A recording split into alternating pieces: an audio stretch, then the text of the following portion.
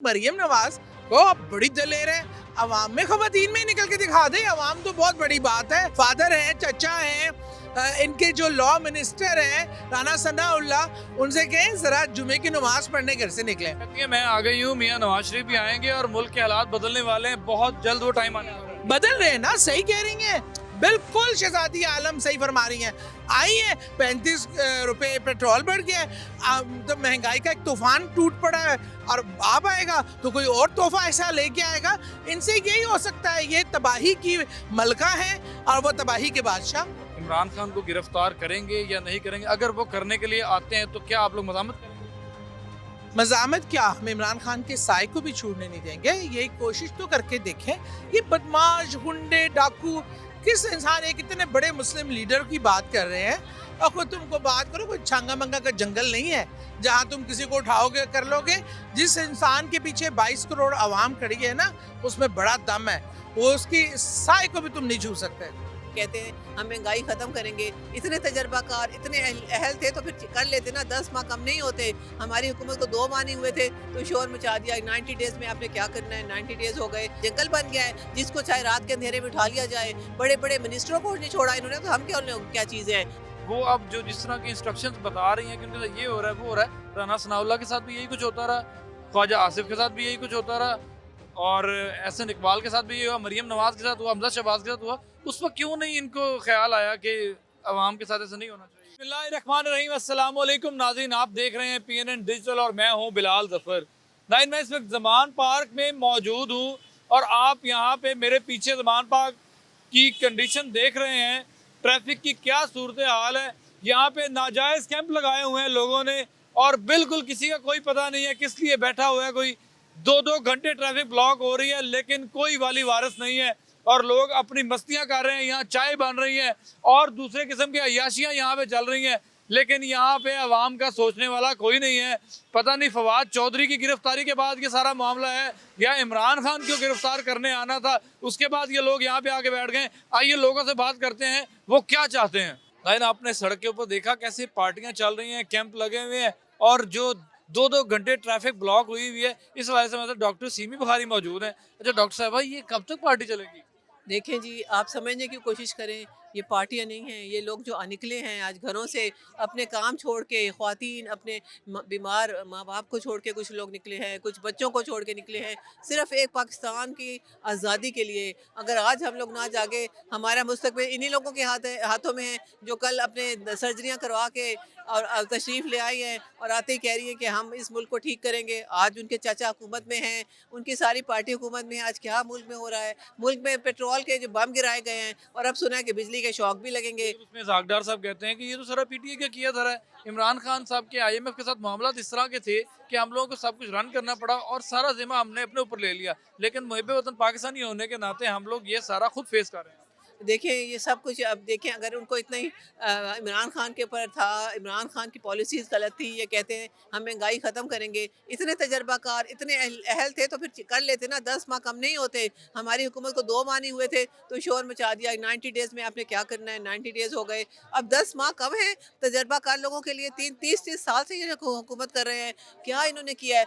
IMF के साथ हमने जो माहदे किए थे वो बहुत अच्छे माहदे थे, हमने अवाम पे बोझ नहीं डाला था और IMF के साथ भी हमने डील की। ये तो IMF से एक मुआहदा ही नहीं कर पाए, इन्होंने जितना डिले किया। अब हमें अवाम पे बम गिर रहे हैं, अवाम पे टैक्स लग रहे हैं, सारी चीज़ें महंगी होती चली जा रही हैं और इनके जो है अयाशियाँ ख़त्म नहीं हो रही। 70 से ज़्यादा इनके वज़ीर बैठे हैं। मैंने सुना है कि बड़ी बड़ी महंगी गाड़ियाँ भी मंगवाई जा रही हैं, सैर सपाटे भी हो रहे हैं। वज़ीर ख़ारजा एक जहाज़ से उतरते हैं, अगले जहाज़ से बाहर चले जाते हैं। मरियम मरियम औरंगज़ेब कहती है खवातीन को बुला लिया इमरान खान ने अपनी गिरफ्तारी से बचने के लिए, खवातीन को आगे खड़ा कर लिया और खुद अंदर बैठे हैं। देखें आप इनसे पूछिए इनको किसने कहा है। एक पाकिस्तान के लिए अपना जज्बा है सबका, अपने घर छोड़ के आना आसान नहीं होता।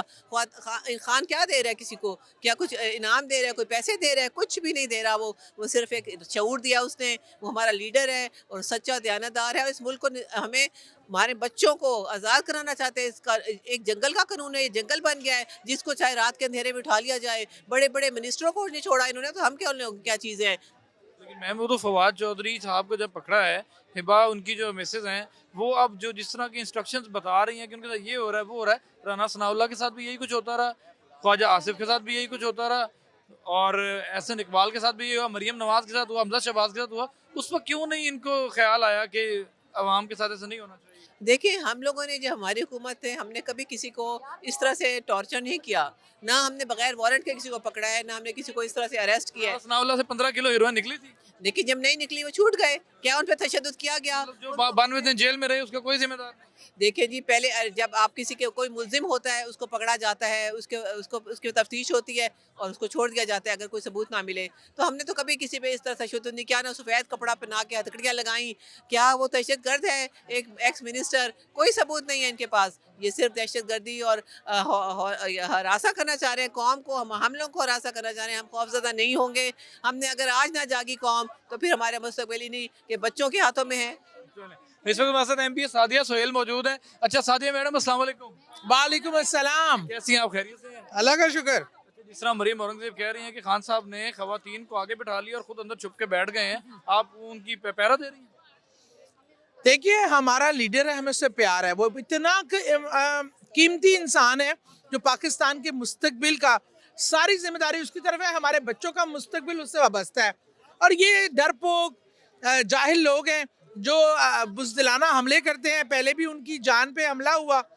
और हम ज़ाहिर बात है, हम इस मुल्क की माएँ हैं, बहनें हैं, बेटियाँ हैं। हम यहाँ खान के लिए नहीं, अपने बच्चों के मुस्तकबिल के लिए बैठे हैं। अब बैठे रहेंगे क्योंकि हमें ये कीमती इंसान बहुत, हमें ये ज़रूरी है पाकिस्तान के लिए। और जहाँ तक मरियम नवाज को, अब बड़ी दलेर है, अवाम में ख़वातीन में निकल के दिखा दे। अवाम तो बहुत बड़ी बात है। इनके इनके जो फादर हैं, चचा हैं, इनके जो लॉ मिनिस्टर हैं राना सनाउल्लाह, उनसे कहें ज़रा जुमे की नमाज पढ़ने घर से निकलें बगैर गार्ड्स के। फिर मैं देखती हूँ उनकी बहादुरी। अब हम दलेर हैं, हम तो गैसें भी खाई, डंडे भी खाए, और हम खड़े हैं क्योंकि मुल्क के लिए खड़े हैं। तुम बीबी, तुम क्या बात करती हो? तुम तो गाड़ी में से यूं हाथ हिला के बुलेट प्रूफ गाड़ियों में बैठती हो, और तुम बात हमें बताओगी बुज़दिली और बहादुरी। वो कहती है मैं आ गई हूँ, मियाँ नवाज शरीफ भी आएंगे और मुल्क के हालात बदलने वाले हैं, बहुत जल्द वो टाइम आने वाला है। बदल रहे हैं ना, सही कह रही हैं, बिल्कुल शहजादी आलम सही फरमा रही हैं। आई है 35 रुपए पेट्रोल बढ़ गया है, तो महंगाई का एक तूफान टूट पड़ा है, और आप आएगा तो कोई और तोहफा ऐसा लेके आएगा। इनसे यही हो सकता है, ये तबाही की मलका है और वो तबाही के बादशाह। तो उनके आने पे वो कह रही थी 10 लाख लोग जो हैं, नून लीग के लोग कह रहे हैं 10 लाख लोग उनका इस्तकबाल करने आए। कितने लोग थे आपने देखे? वो मुझे लगता है, अब मैं तो समझती थी जो इनका जो है ना विजन नहीं है, इनका ये वाला भी विजन नहीं है। इनको अपनी आंखों को टेस्ट करवाना चाहिए। ख्वाब में ऐसे ख्वाब आप देख सकते हैं, ख्वाब देखने पे पाबंदी भी नहीं है, ना ही कोई टैक्स है, तो ख्वाब देख लें। हकीकत जब होगी, ये ज़रूर हो सकता है कि 10 लाख लोग 10 नंबर और 11 नंबर का जूता लेके खड़े हों। अच्छा साहिब, मुझे आखिर में ये बता दें, लोगों को बहुत मुश्किलात का सामना करना पड़ रहा है, बाहर सड़कें ब्लॉक हैं और कोई हाल नहीं, लोग कैंप लगा के बैठे हैं, कोई चाय पी रहा है, कोई सूप पी रहा है, कोई याशी कर रहा है, मौजें लगी, लेकिन लोगों और एम्बुलेंस जो है वो फंसी हुई है। इस बारे में क्या कहेंगे? अच्छा, मैं बताऊं आपको, बिल्कुल रास्ता, मैं इस चीज़ की खुद गवाह हूं। हमने मेक श्योर किया है कि जो ये 1 से 2 लाइन साइड की बिल्कुल गाड़ियां वहाँ हो, ट्रैफिक बिल्कुल ना रुके, और एम्बुलेंस जब आती है तो सारे लोग आगे लगकर एम्बुलेंस को निकलवाते हैं। और यहाँ लोग बैठे हैं एक्सट्रीम वेदर में। अब वो जिंदा इंसान है, वो चाय भी पियेंगे, तमाम चीज़ों को अपनी जिंदा रहने के लिए ये लवाजमात भी चाहिए। तो ये कोई बुराई नहीं है, ना ही ये कोई गुनाह है। चले मुझे बताएं, मियाँ साहब इमरान खान को गिरफ्तार करेंगे या नहीं करेंगे? अगर वो करने के लिए आते हैं तो क्या आप लोग मज़ामत करेंगे? मज़ामत क्या, हम इमरान खान के साय को भी छूटने नहीं देंगे। यही कोशिश तो करके देखें। ये बदमाश, गुंडे, डाकू, किस इंसान, एक इतने बड़े मुस्लिम लीडर की बात कर रहे हैं, और कोई तुमको बात करो, कोई छांगा मंगा का जंगल नहीं है जहां तुम किसी को उठाओगे, कर लोगे। जिस इंसान के पीछे 22 करोड़ आवाम खड़ी है ना, उसमें बड़ा दम है, वो उसकी साय को भी तुम नहीं छू सकते। मतलब आप लोग खान साहब तक नहीं पहुंचने देंगे? नेवर, हम ओवर आर डेड बॉडीज। बहुत शुक्रिया नायन, आपने गुफ्तगू सुनी। खवातीन भी जो है इस वक्त बहुत जज्बे में, उनका कहना है कि खान साहब तक पहुंचना बहुत मुश्किल है, हमारी लाशों से गुजर के जाना पड़ेगा। हमें इजाज़त दीजिए, अल्लाह हाफ़िज़।